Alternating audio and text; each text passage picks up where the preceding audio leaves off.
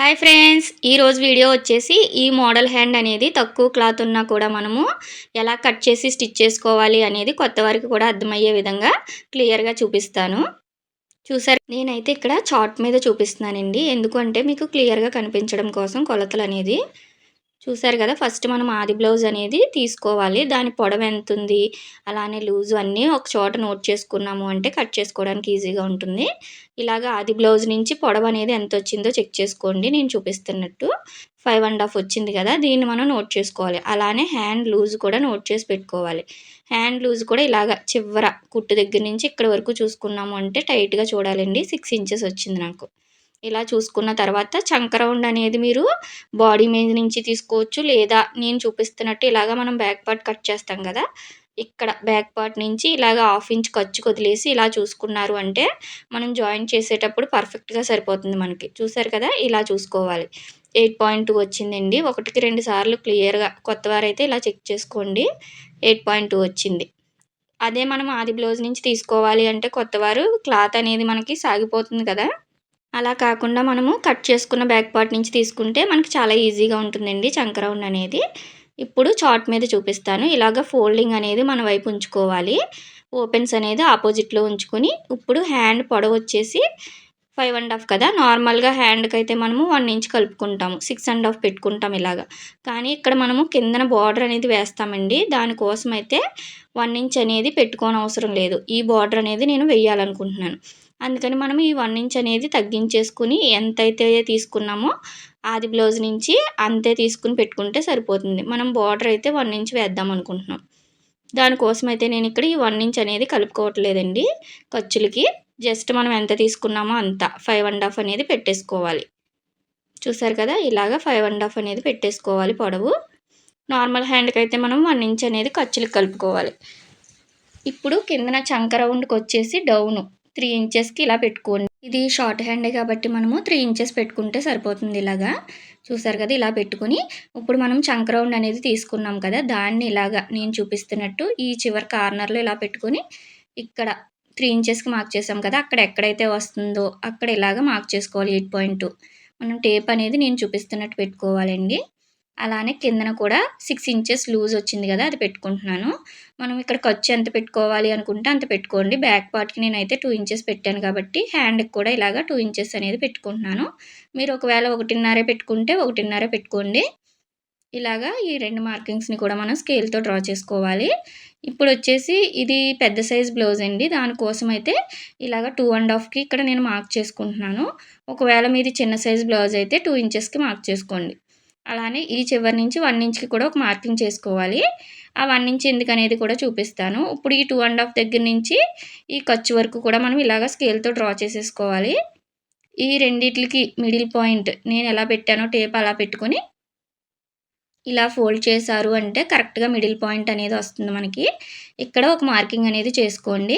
మనం కర్వ్ తీయడానికి మనకి ఈజీగా ఉంటుంది మెథడ్ అయితే. ఒకసారి మీరు కూడా ట్రై చేయండి. ఇలా మిడిల్ పాయింట్ అనేది మార్క్ చేసాం కదా, ఇప్పుడు కర్వ్ స్కేల్ యూజ్ చేశారంటే కొత్త వాళ్ళకి కర్వ్ అనేది చాలా ఈజీగా వచ్చేస్తుందండి. ఈ 1 ఇంచ్ అనేది పెట్టాను కదా, ఈ 1 ఇంచ్ నుంచి చూసారు కదా, ఈ మిడిల్ పాయింట్కి ఇలా పెట్టామంటే స్కేల్ ఈజీగా మనకి ఇలాగ కర్వ్ అనేది వచ్చేస్తుంది. ఇలా డ్రా చేసుకోవడమేనండి. ఇప్పుడు ఈ మిడిల్ పాయింట్ నుంచి కొద్దిగా కిందకి ఒక 1/2 ఇంచు ఇలా లోపలికి అనేది మార్క్ చేసుకోండి. మనకి చంక దగ్గర ముడతలు రాకుండా ఉంటుంది. దీనివల్ల ఇలా లైట్గా చిన్నగా మనకి లోపలికి కర్వించుకోవాలి. చూసారు కదా, చాలా ఈజీగా మనం ఇలాగ హ్యాండ్ అనేది డ్రా చేసేసుకోవచ్చు. ఇలా ఎలా అయితే డ్రా చేసుకున్నారో అలా కట్ చేసేసుకోండి. ఇప్పుడు మిడిల్‌లో ఒక టక్ ఇచ్చుకోండి. అలానే ఇక్కడ ఖర్చు దగ్గర ఒక టక్ ఇచ్చుకోవాలి. మామూలుగా అయితే ఇది మీరు న్యూస్ పేపర్ మీద కట్ చేసేసుకుంటే సరిపోతుందండి. మీకు క్లియర్‌గా కనిపించాలి అని చెప్పి నేను చార్ట్ మీద ఇలా మార్క్ చేసి చూపించాను. ఇప్పుడు నేను హ్యాండ్ మోడల్ కోసం అయితే ఇలా న్యూస్ పేపర్ తీసుకున్నాను.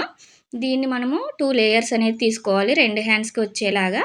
ఇలాగ ఫోల్డింగ్ అనేది నా వైపు ఉంచుకొని సేమ్ హ్యాండ్ ఎలా కట్ చేసామో యాజ్ ఇట్ ఈజ్ అలా మార్క్ చేసేసుకొని కట్ చేసేసుకోండి. మీకు ఇదే న్యూస్ పేపర్ మీద నేను మార్క్ చేసి చూపించానంటే కొలతలు అనేది క్లియర్‌గా కనిపించదు కదా, అందుకని నేను చార్ట్ వాడాను. మీరైతే డైరెక్ట్‌గా ఇలాగ న్యూస్ పేపర్ మీద 2 హ్యాండ్స్ వచ్చేలాగా కట్ చేసేసుకోండి. ఇప్పుడు కిందన కూడా ఇలాగ మిడిల్‌లో ఒక టక్ ఇచ్చుకోవాలి. మోడల్‌కి యూజ్ అవుతుంది. ఇలాగ 2 కూడా మనము రెడీ చేసి పెట్టుకోవాలి. 2 హ్యాండ్స్‌కి కూడా న్యూస్ పేపర్ రెడీ చేసి పెట్టుకోండి. అలా అని ఇప్పుడు లైనింగ్ కూడా కట్ చేసుకుందాము.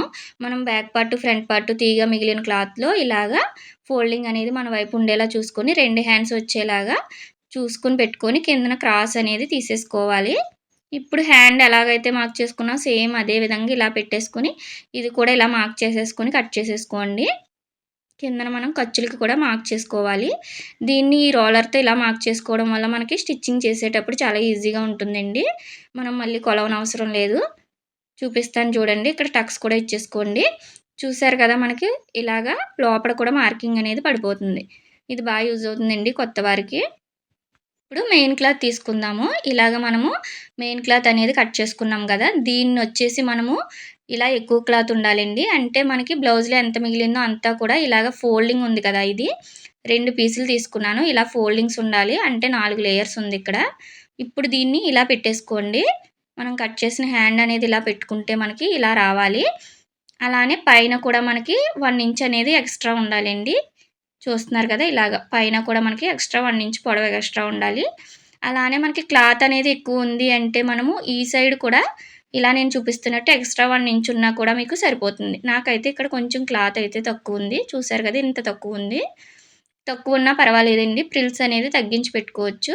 మీకు క్లాత్ అనేది ఎక్కువ ఉంటే మన హ్యాండ్ ఎంత లూజ్ వచ్చిందో దానికన్నా 1 ఇంచ్ అనేది ఎక్స్‌ట్రా తీసుకోండి. ఇలాగ మనము ఈ 2 పీసులు తీసుకున్నాం కదా!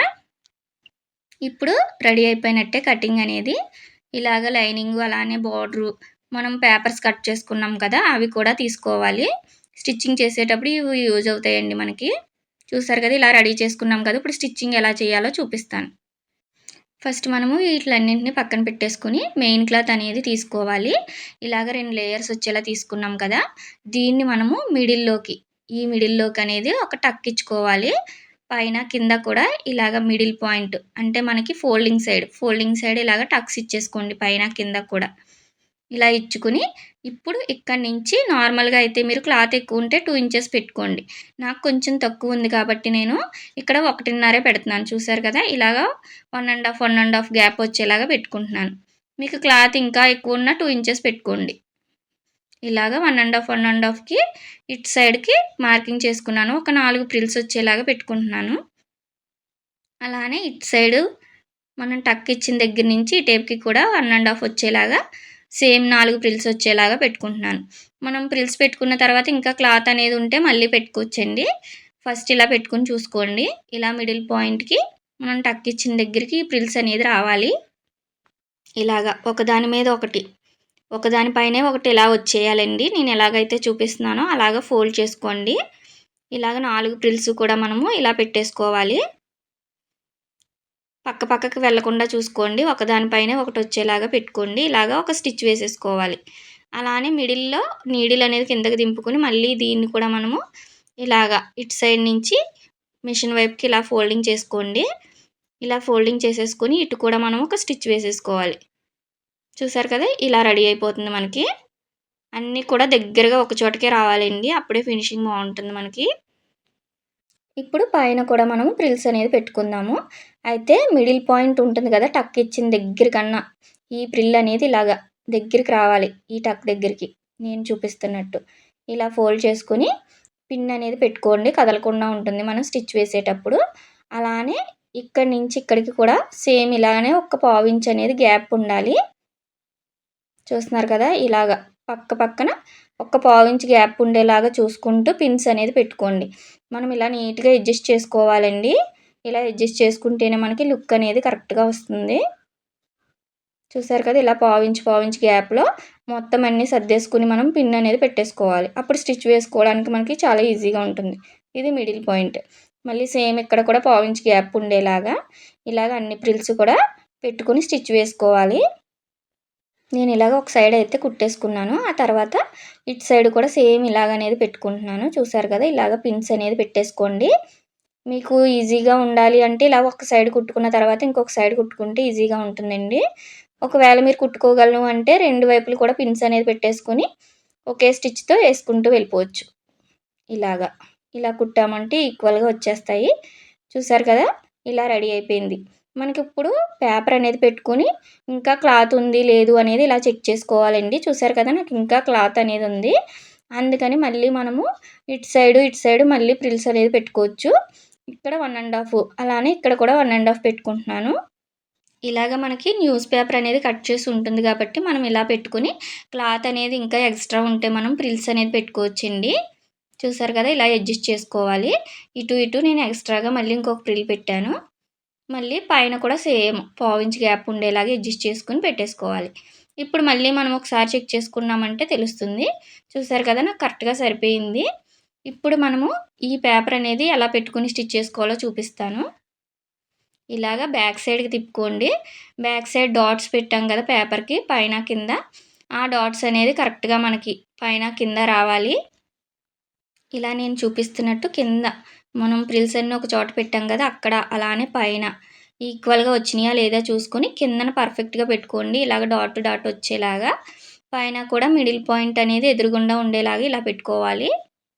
చూసారు కదా! కదలకుండా పిన్స్ అనేది పెట్టేసుకోండి కింద, పైన. ఈ చివర కూడా పెట్టుకున్నారంటే కొత్త వరకు కదలకుండా ఉంటుంది. ఇలా పెట్టేసుకొని మనం స్టిచ్ అనేది వేసుకుంటూ వెళ్ళిపోవడమే. చూసారు కదా! మనం పైన 1 ఇంచ్ అనేది ఎక్స్ట్రా తీసుకోవడం వల్ల మనకి పేపర్ అనేది ఇలా క్రాస్‌గా వస్తుందండి. దానివల్ల మనకి కరెక్ట్‌గా సరిపోతుంది. అందుకే పైన 1 ఇంచ్ అనేది ఎక్స్ట్రా తీసుకోవాలి. ఇప్పుడు చుట్టూ కూడా పాదం ఖర్చు ఉండేలాగా ఇలాగ స్టిచ్ వేసేసుకోండి. ఎక్స్ట్రా క్లాత్ మొత్తం కూడా కట్ చేసేసుకోవడమే. మిడిల్‌లో టక్ ఇచ్చుకోండి.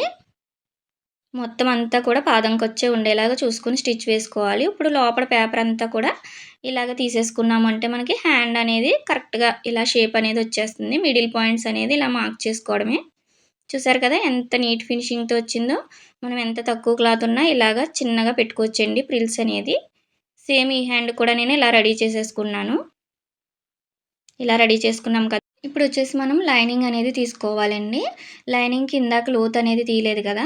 ఇప్పుడు పైన ఇలాగ ఓపెన్ చేసుకొని 2 హ్యాండ్స్ అనేది ఓపెన్ చేసుకొని మిడిల్ పాయింట్ నుంచి ఇలాగ 1 ఇంచ్‌కి ఒక మార్కింగ్ చేసుకోండి. అలానే కిందన మనకి ఖర్చు వరకు అయితే టేప్ అనేది నేను చూపిస్తున్నట్టు 1 ఇంచ్ నుంచి ఇలా పెట్టుకోండి. ఇలా పెట్టుకొని దీన్ని ఇలా ఫోల్డ్ చేశారంటే మిడిల్ పాయింట్ అనేది వస్తుంది మనకి. ఇక్కడ మనం లోతు అనేది తీసుకోవాలి. ఇక్కడొచ్చేసి మనం ఒక 1/2 ఇంచ్ తీసుకుంటే సరిపోతుందండి. ఇలాగ ఒక 1/2 ఇంచ్ తీసుకొని, ఇలా నేను చూపిస్తున్నట్టు కర్వ్ షేప్‌లో డ్రా చేసుకోండి. ఇలా 1 ఇంచ్‌కనేది లైట్‌గా కర్వ్ అనేది తిప్పుకోవాలి. అలానే కిందన కూడా ఇలాగ ఖర్చు వరకు ఇలా తిప్పుకోండి సరిపోతుంది. ఇప్పుడు దీన్ని యాజ్ ఇట్ ఈజ్ ఎలా మార్క్ చేసామో అలా కట్ చేసేసుకోవాలి. మనం లైనింగ్‌కనేది లోతు తీసుకొని పెట్టుకోవడం వల్ల మనకి హ్యాండ్ జాయింట్ చేసుకోవడానికి ఈజీగా ఉంటుంది. ఇప్పుడు ఫ్రంట్ పార్ట్‌కి లోతు కరెక్ట్‌గా రావాలి అంటే మనం లోతు తీసినయి 2 కూడా ఇలాగ వచ్చినాయా లేదా అనేది చూసుకున్న తర్వాత మనం మెయిన్ క్లాత్ మీద పెట్టుకొని చుట్టూ జాయింట్ చేసేసుకోండి పాదం ఖర్చు ఉండేలాగా. ఈ జాయింట్ చేసేటప్పుడు ఇలాగ మిడిల్ టక్ అనేది కరెక్ట్‌గా మిడిల్ పాయింట్‌కి వచ్చిందా లేదా అనేది చూసుకోవాలి. లైనింగ్ కూడా ఇలాగ మిడిల్ వచ్చేలాగా చూసుకోండి. అప్పుడే మనకి కరెక్ట్‌గా వస్తుంది షేప్ అనేది.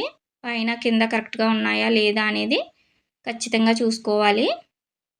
పిన్స్ అనేది పెట్టేసుకోండి. కదలకుండా ఉంటుంది. ఇప్పుడు పాదం ఖర్చు ఉండేలాగా చూసుకుంటూ పైనుంచి స్టిచ్ వేసేసుకొని చుట్టూ కూడా మనం జాయింట్ చేసేసుకోవడమే. చూస్తున్నారు కదా! ఇలాగ చుట్టూ కూడా మనము కదలకుండా జాయింట్ చేసేసుకోవాలి. మనం లోతు తీసిన వైపు ఒక్కటే మనకి ఎక్స్ట్రా క్లాత్ అనేది వస్తుంది. దాన్ని ఇలా కట్ చేసేసుకోండి. ఇక్కడ టక్ ఇచ్చుకోవడం మర్చిపోవద్దు లోతు తీసిన వైపు. ఇలా టక్ ఇచ్చేసుకున్నామంటే చూసారు కదా! ఇలాగా మీరు ఖచ్చితంగా ఈ పాయింట్ అయితే గుర్తుంచుకోండి. లోతు తీసినయి 2 ఇలా ఒక సైడ్‌కి రావాలి. అప్పుడే మనకి హ్యాండ్ జాయింట్ చేశాక మనకి లోతు తీసినయి 2 కూడా ఫ్రంట్ పార్ట్‌కే వస్తాయి. చూసారు కదా! ఇప్పుడు బార్డర్ అనేది మీకు ఎంత వెడల్పు వేయాలి అనుకుంటున్నారో అంత వెడల్పు అనేది తీసుకొని కట్ చేసుకోండి. ఇప్పుడు కిందన ఇలాగ పెట్టేసుకొని మనము జాయింట్ చేసేసుకోవడమే. కరెక్ట్‌గా ఉందా లేదా చూసుకోండి. 2 హ్యాండ్స్‌కి కరెక్ట్‌గా వచ్చిందా లేదా బార్డర్ అనేది చూసుకోవాలి. ఇప్పుడు ఇలాగ రివర్స్ చేసేసుకొని హ్యాండ్‌ని లైనింగ్ అనేది పైకుంది కదా! కిందన బార్డర్ పెట్టేసుకోండి. ఇలా పెట్టుకొని మనము 1/2 ఇంచ్ ఖర్చు అనేది కరెక్ట్‌గా 1/2 ఇంచ్ ఉండేలాగా చూసుకొని పైనుంచి ఇలాగ స్టిచ్ వేసేసుకోండి. మీకు ఒకవేళ పెద్ద బార్డర్ వేయాలనుకున్న సేమ్ ప్రాసెస్ అండి. ఎల్బో హ్యాండ్ వర్క్ కూడా వేయాలి అనుకుంటారు కదా! అలాంటప్పుడు పెద్ద బార్డర్స్ వస్తాయి కదా! ఆ బార్డర్స్ వేయాలన్నా కూడా సేమ్ ఇలానే స్టిచ్ వేసేసుకోవాలి. ఇప్పుడు దీన్ని ఇలాగ లోపలికి రివర్స్ చేసుకొని పైనుంచి మళ్ళీ ఒక స్టిచ్ వేసుకోవడమే.